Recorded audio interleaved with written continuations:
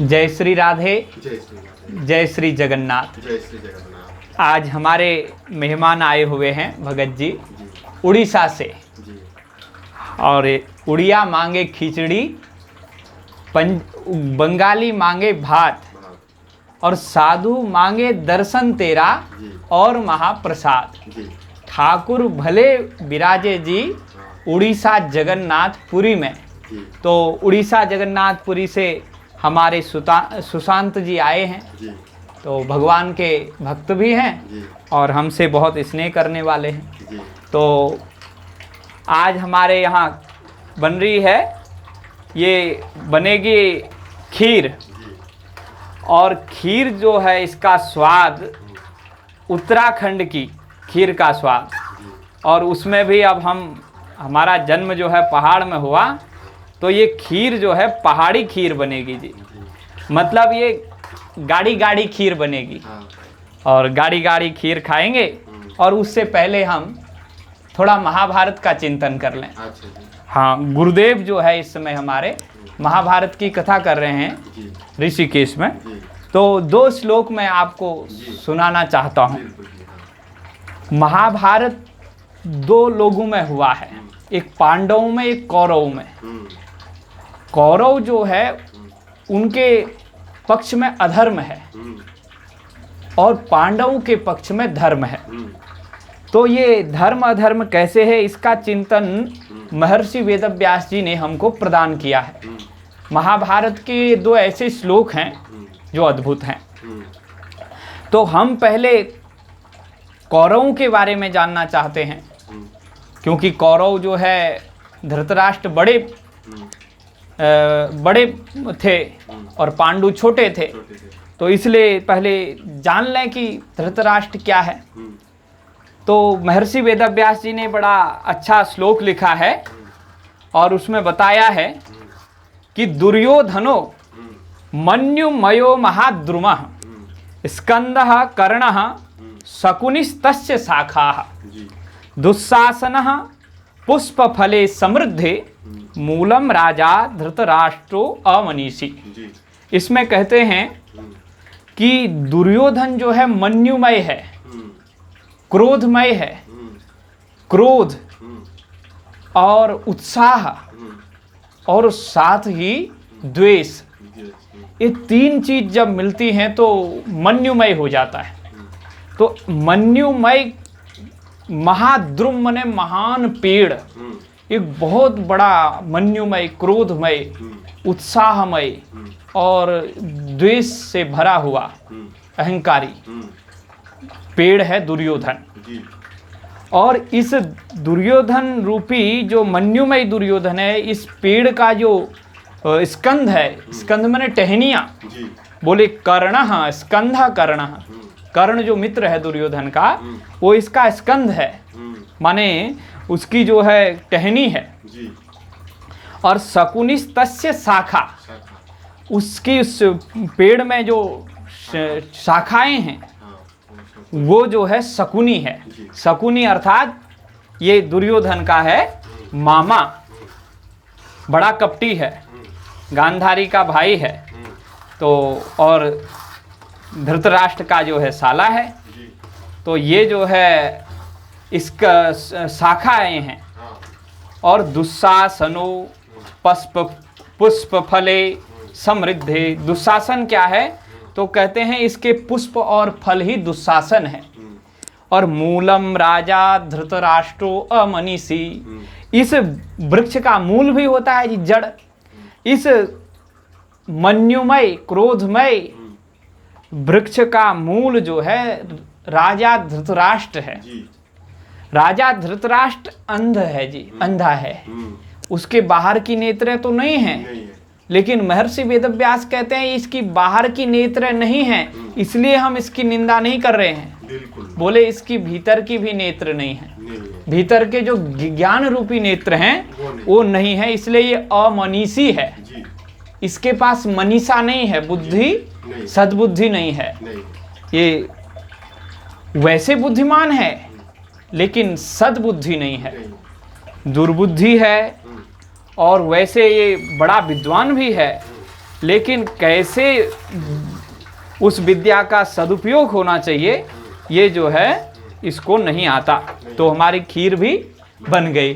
तो ये मन्युमय जो है क्रोधमय, और ये अधर्म का वृक्ष है, और ये अधर्म का वृक्ष का मूल है धृतराष्ट्र। इसलिए इस महाभारत में जो नरसंहार हुआ है उसका उत्तरदायी भी धृतराष्ट्र ही है। और इसके बाद कहते हैं कि जब सारे कौरव मारे गए तो धृतराष्ट्र और गांधारी उन शवों को पहचान तक नहीं रहे हैं और रो रहे हैं। तो उस समय बड़ी दयनीय अवस्था हो गई है उनकी, और उस समय जब देखा जाता है तो निश्चित रूप से दया आती है, पर इन्हीं की हुई करतूत है।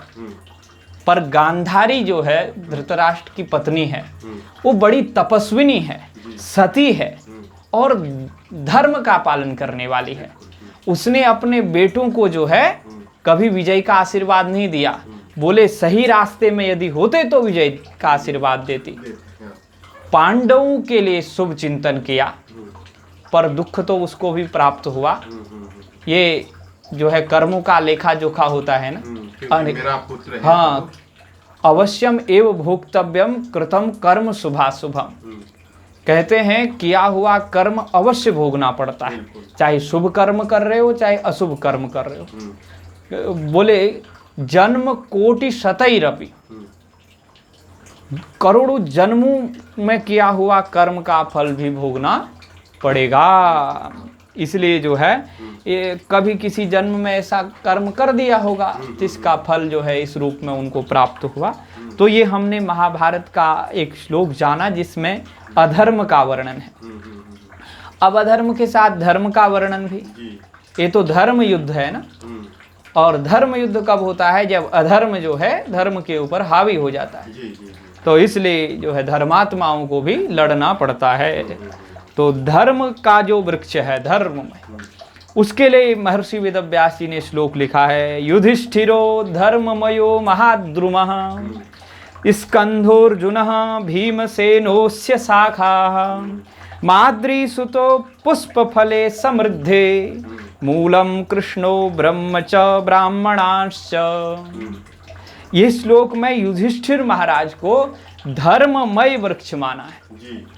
वहां अधर्ममय मन्युमय वृक्ष कौन है? दुर्योधन। और इधर युधिष्ठिर महाराज धर्ममयो महाद्रुमः, ये धर्ममय महान वृक्ष हैं। तो इस धर्ममय महान वृक्ष के स्कंध कौन है?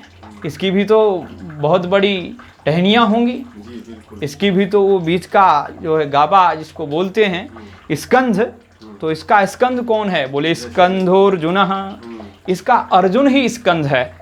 और भीमसेनोस्य शाखाः, भीमसेन ही इसकी शाखाएं हैं।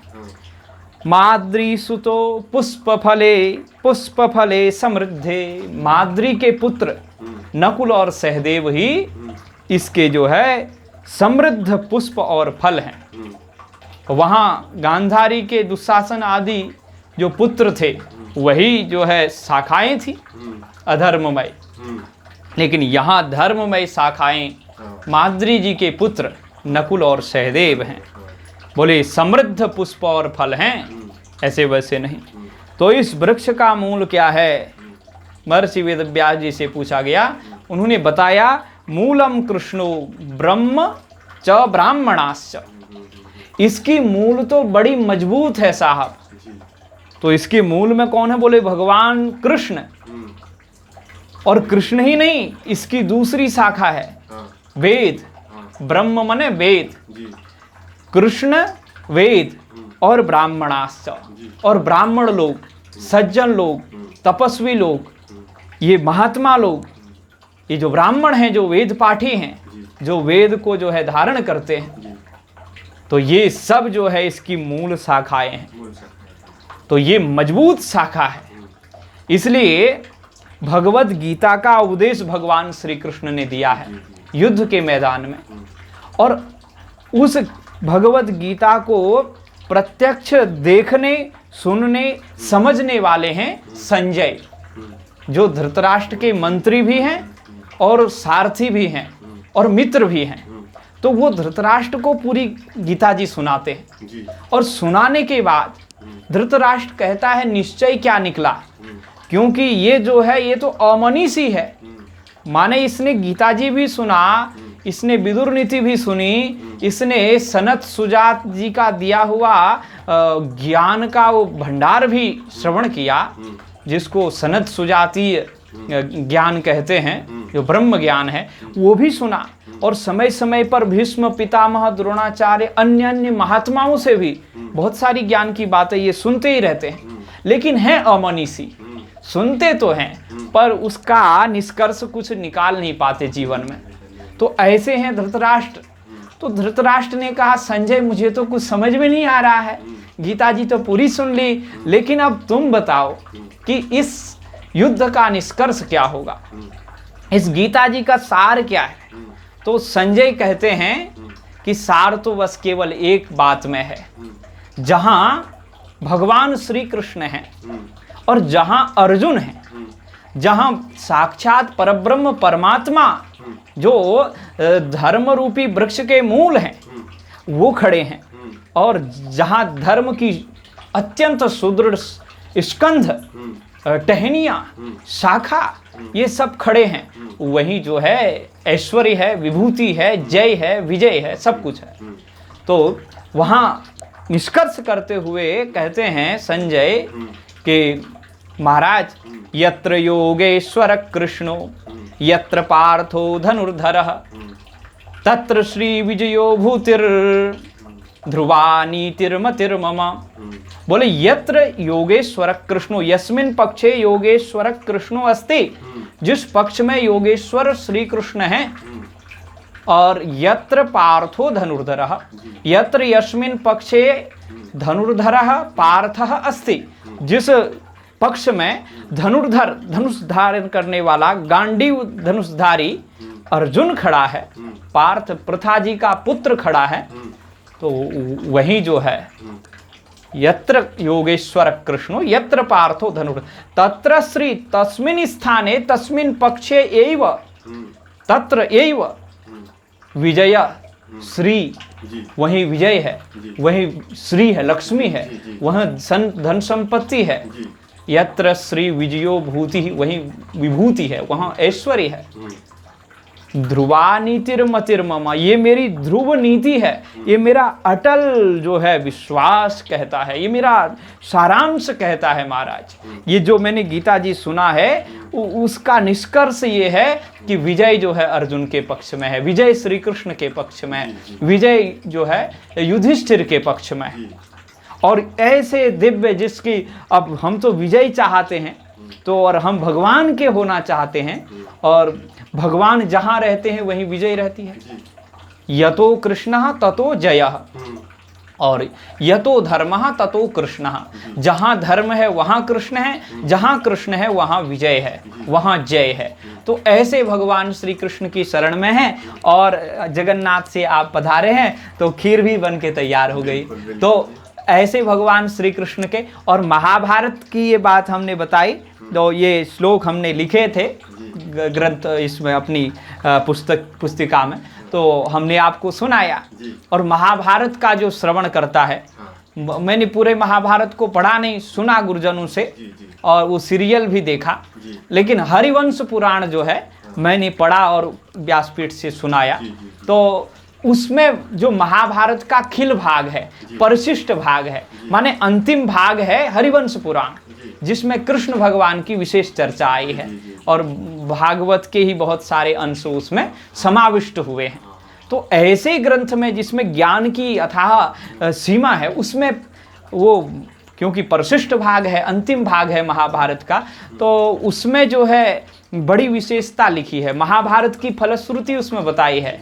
बोले भारते भवनम यस्य तस्य हस्तगतो जयः, महाभारत जिसके घर में होता है उसके पास विजय होती है। जो महाभारत की कथा सुनता है उसके पास विजय होती है। और इसलिए महाभारत को अपने घर में रखना चाहिए। महाभारत को नहीं रख सके तो भगवत गीता जी को अपने घर में रखना चाहिए, विष्णु सहस्त्र नाम रखना चाहिए, कोई न कोई सात्विक ग्रंथ हमारे घर में होना चाहिए। तो निश्चित रूप से महाभारत को सुनने से विजय मिलती है। और विजय अगर हमें संतति चाहिए तो हरिवंश पुराण जो सुन रहे थे तो भगत जी हम उनको जो है पुत्र की कामना थी, पुत्रियां उनके पास थी, पुत्र की कामना थी।